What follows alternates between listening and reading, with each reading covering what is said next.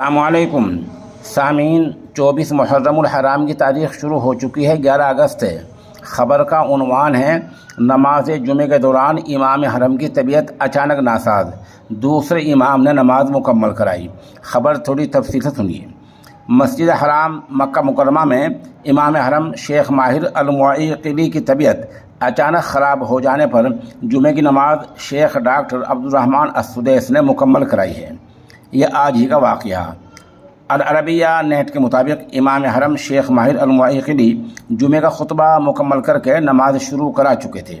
سورہ فاتحہ پڑھتے ہوئے ان کی طبیعت اچانک بگڑ گئی، جس پر پہلی صف میں موجود امام و خطیب حرم شیخ ڈاکٹر عبدالرحمن السدیس آگے بڑھے اور انہوں نے جمعہ کی نماز مکمل کرائی۔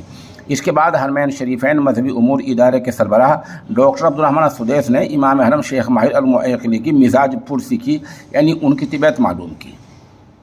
یہ ایک ٹویٹر ہم پیش کر رہے ہیں وہیں سے، یہ وہیں سے حرمین شریف کا ہے، یہ اس میں آپ دیکھ سکتے ہیں۔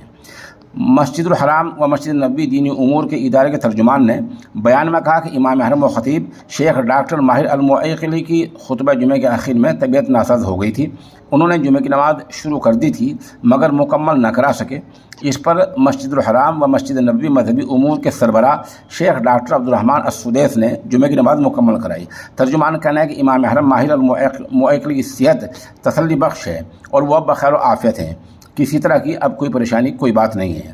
سوشل میڈیا پر امام حرم شیخ المعیقلی کی طبیعت کی ناسازی کی اطلاع پر صارفین ان کی صحت کے لیے دعا کر رہے ہیں۔ یاد رہے کہ اسلامی شریعت نے اس بات کی گنجائش دی ہے کہ اگر نماز پڑھاتے ہوئے کوئی حادثہ پیش آ جائے تو ایسی صورت میں نمازیوں میں سے کوئی ایک آگے بڑھ کر امام کی جانشینی کرتے ہوئے نماز مکمل کرا سکتا ہے۔